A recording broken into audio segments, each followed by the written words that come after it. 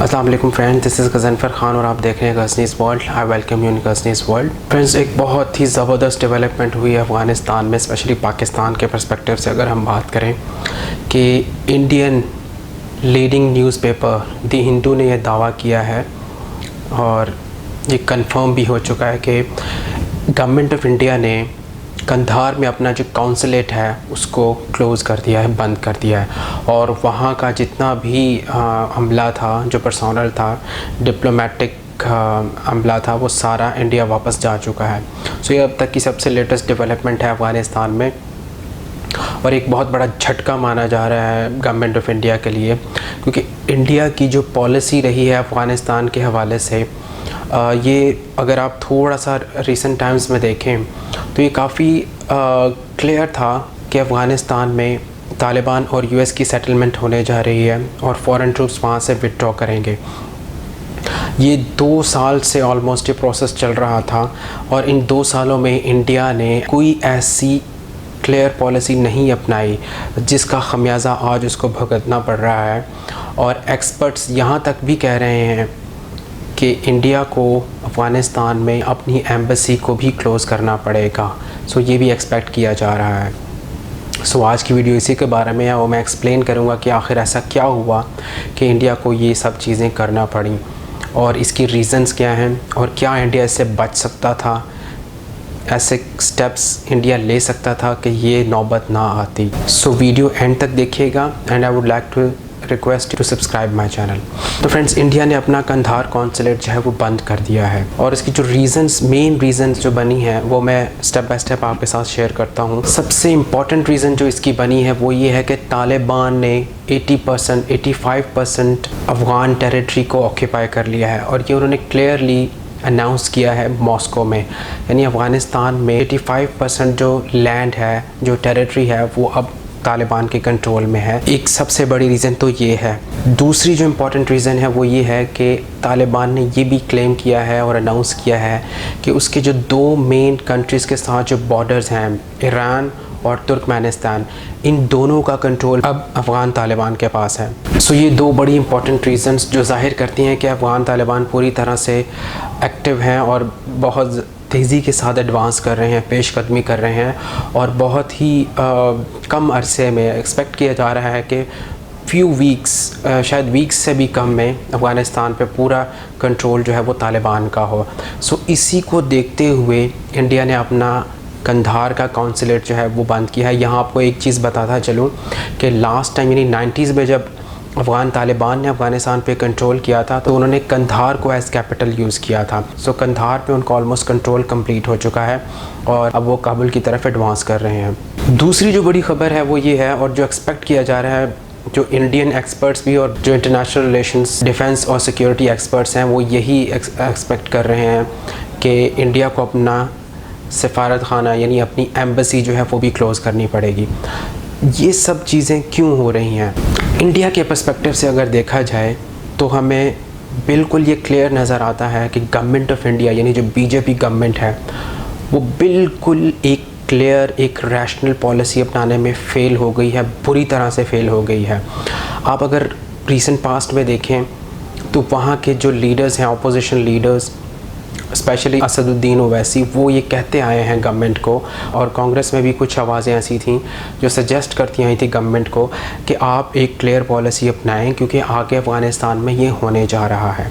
लेकिन BJP government ने कोई कंक्रीट स्टेप्स नहीं लिया, किसी भी किस्म का कोई ऐसा तासुर नहीं दिया कि अफ़गानिस्तान में आने वाले दिनों में इंडिया का क्या रोल होगा, और यही वजह बन रही है कि आज इंडिया को अपना कौंसलेट बंद करना पड़ रहा है। कुछ इंपॉर्टेंट पॉइंट्स हैं जो कि आपके सामने रखना ज़रूरी है, जिससे ये वाज़ेह हो जाएगा कि एक रैशनल और एक लॉन्ग टर्म पॉलिसी जो है वो बीजेपी गवर्नमेंट अपनाने में बिल्कुल नाकाम रही है। 2 साल से ज़्यादा का अरसा आप अगर देख लें रिसेंट पीरियड में, तो 2 साल से ज़्यादा का अरसा हो गया है कि ये बातें हो रही थी कि अब एक्सपेक्टेड है कि फ़ॉरेन ट्रूप्स जो है वो एक सेटलमेंट करें और अफ़गानिस्तान से निकल जाएं, लेकिन इंडिया ने इस बारे में नहीं सोचा। इंडिया के अपने एक्सपर्ट्स और कुछ अपोजिशन लीडर्स, उन्होंने सजेस्ट किया गवर्नमेंट को, इवन मैं कहूँगा कि फ़ोर्स किया गवर्नमेंट को कि वो इंगेज करे तालिबान के साथ भी, क्योंकि सबको ये पता था कि अफ़गान तालिबान ही अफ़गानिस्तान के फ्यूचर में उनका अहम रोल होगा। बीजेपी की जो लोकल पॉलिटिक्स रही है वो हमेशा, और उसका जो एक पिक्चर रही है पॉलिटिक्स की, वो एंटी इस्लामिक रही है। तो एंटी इस्लामिक पॉलिटिक्स को लेकर भी ये हम समझ सकते हैं, ये कह सकते हैं कि बीजेपी गवर्नमेंट कोई प्रॉपर पॉलिसी फॉर्मुलेट नहीं कर पाई। सो अगर आप देखें तो ये लोकल पॉलिटिक्स और इंटरनेशनल पॉलिटिक्स को एक तरह से कंफ्यूज कर दिया है बीजेपी ने। यानी अगर लोकल पॉलिटिक्स में वो एंटी इस्लामिक कार्ड्स खेलती है और एंटी मुस्लिम अप्रोच जो है वो यूज़ करती है, वही अब अफ़गानिस्तान के पर्सपेक्टिव में भी हमें नज़र आ रहा है कि अफ़गान तालिबान के साथ भी उसी चीज़ को जहन में रखते हुए उन्होंने इंगेजमेंट नहीं की, जिसका रिज़ल्ट आपको इस काउंसलेट की बंदिश की सूरत में नज़र आ रहा है। साथ ही अगर हम देखें तो अपोजिशन जो है इंडिया की, वो भी कोई इतनी पावरफुल नहीं है, कोई इतनी विजिबल नहीं है। यानी वहाँ की अपोजिशन भी वीक है, तो वो अपोजिशन अपना रोल प्ले करने में नाकाम रही, बिकॉज़ एक नेशनल सिक्योरिटी इशू था, सिक्योरिटी से के पर्सपेक्टिव से बहुत इम्पॉर्टेंट था इंडिया के लिए। लेकिन वहाँ की अपोजिशन जो है वो government of India, BJP government को ये बावर कराने में या उसको फोर्स करने में नाकाम रही कि आप इसके लिए एक रैशनल और एक रियलिस्टिक पॉलिसी अपनाएं। सो अपोजिशन का रोल भी एज अ होल अगर हम देखें तो मायूस कौन रहा। और अगर हम इंडियन मीडिया की बात करें तो वो तो वही लाइन लेता है जो गवर्नमेंट, बीजेपी गवर्नमेंट सजेस्ट करती है, और वहाँ का मीडिया टोटली गवर्नमेंट की ज़बान बोलता है। तो मीडिया ने तो किसी भी किस्म का कोई एक माहौल नहीं क्रिएट किया ताकि गवर्नमेंट पे प्रेशर आए और वो ना चाहते हुए भी कुछ ऐसे स्टेप लेती ताकि वो और ज़्यादा बेहतर तरीके से अफ़गानिस्तान में अपने आप को कंडक्ट करती। सो ये कुछ पॉइंट्स हैं जो मैंने आपके सामने रखे, जो कि मेन रीजंस लग रहे हैं बीजेपी गवर्नमेंट की कोई क्लियर पॉलिसी ना अपनाने की। अब बातें हैं कि वो कौन से पॉसिबल स्टेप हो सकते थे जो अगर गवर्नमेंट ऑफ इंडिया ले लेती, टाइमली ले लेती, तो शायद वो इनको हेल्प आउट करते और इस सिचुएशन में जो कि अब बहुत ही कॉम्प्लेक्स है अफ़गानिस्तान के लिए और इंडिया पूरी तरह से कंफ्यूज है, वो उसको हेल्प आउट करती और वो थोड़ा बेटर पोजीशन में होती। तो सबसे इम्पॉर्टेंट चीज़ ये हो सकती थी कि government of India government of Pakistan के साथ अपना रिलेशन जो है वो अच्छा करती। ऐसी सिचुएशन जब आपको मालूम है कि पूरी दुनिया अफ़गानिस्तान के पर्सपेक्टिव में पाकिस्तान से ही इंगेज कर रही है और पाकिस्तान ही की सपोर्ट चाहती है, तो आपने पाकिस्तान के साथ अपने रिलेशंस अच्छे नहीं किए, आपने साइंस भी इवन नहीं दी। ये अभी रिसेंटली कुछ 6 मंथ्स में जो हमें कुछ साइन नज़र आए, जैसे कि LOC पर एक सीज़ फायर का जो एग्रीमेंट दोबारा से अप्लाई हुआ है और साथ ही कुछ अच्छी स्टेटमेंट्स आई हैं। इसके अलावा अगर हम देखें तो कुछ ज़्यादा नहीं हुआ। सो अगर गवर्नमेंट ऑफ इंडिया 2 साल पहले कुछ ऐसे स्टेप ले लेती और कुछ इंगेजमेंट शुरू हो जाती पाकिस्तान के साथ, तो शायद वो एक अच्छी पोजीशन में होती कि अफ़गानिस्तान में कुछ बेहतर तरीके से अपने आप को कंडक्ट करती। दूसरा सबसे इम्पॉर्टेंट पॉइंट इस हवाले से मैं ये कहूँगा कि इंडिया ने अफ़गानिस्तान को पाकिस्तान के अगेंस्ट यूज़ किया, यानी अफ़गान लैंड को यूज़ करते हुए पाकिस्तान को टारगेट किया। ये बिल्कुल क्लियर और इस्टेब्लिश फैक्ट है। सो ऐसी सिचुएशन में जब आप एक foreign land indirectly third country को यूज़ करते हुए एक कंट्री को अटैक कर रहे हो और आप पूरी तरह से एक नोटोरियस गेम खेल रहे हो कि डिस्टेबलाइज़ करो पाकिस्तान को, तो ये जो पूरी अप्रोच इंडिया ने फॉलो की थ्रू आउट ये जो 20 साल हैं, ये भी एक इम्पॉर्टेंट रीज़न है कि इंडिया जो है अब इस पोजीशन में नहीं है कि वो अपने आप को एक अच्छे तरीके से यहाँ पे कंडक्ट करे।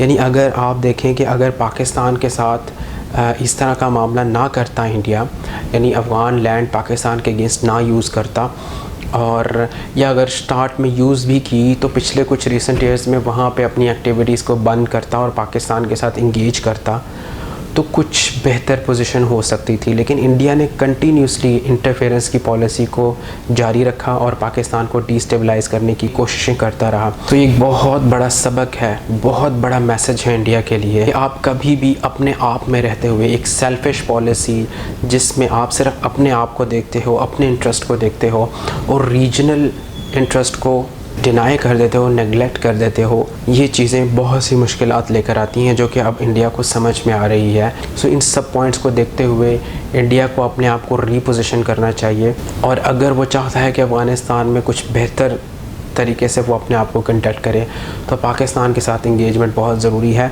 पाकिस्तान का शुरू से स्टैंड रहा है कि वो इंडिया के साथ कि वो इंडिया के साथ भी अच्छे रिलेशंस चाहता है, लेकिन उसके लिए ज़रूरी है कि दोनों कंट्रीज डिस्प्यूट को भी हल करें। स्पेशली अफ़गानिस्तान के पर्सपेक्टिव में आपको पाकिस्तान की सपोर्ट ज़रूरी है, ये सब के लिए एक इस्टेब्लिश फैक्ट है, इसीलिए सब कंट्रीज़ जो हैं वो पाकिस्तान की सपोर्ट ले रही हैं। सो इंडिया को ये चीज़ समझनी होगी, अगर वो अफ़गानिस्तान में अपना रोल कंटिन्यू रखना चाहता है और एक अच्छा रोल चाहता है, एक पीसफुल और पॉजिटिव रोल चाहता है, तो उसको पाकिस्तान के साथ बैठना होगा और चीज़ों को बेहतर करना होगा। आई होप चीज़ें बेहतरी की तरफ जाएंगी और रीजन जो है वो एज अ होल पीस की तरफ जाएगा। आई होप आपको मेरे व्यूज़ पसंद आए होंगे। मेरी वीडियो को लाइक करें, कमेंट सेक्शन में अपना कमेंट दें and keep subscribing Aziz world. Thank you so much. अल्लाह हाफिज़।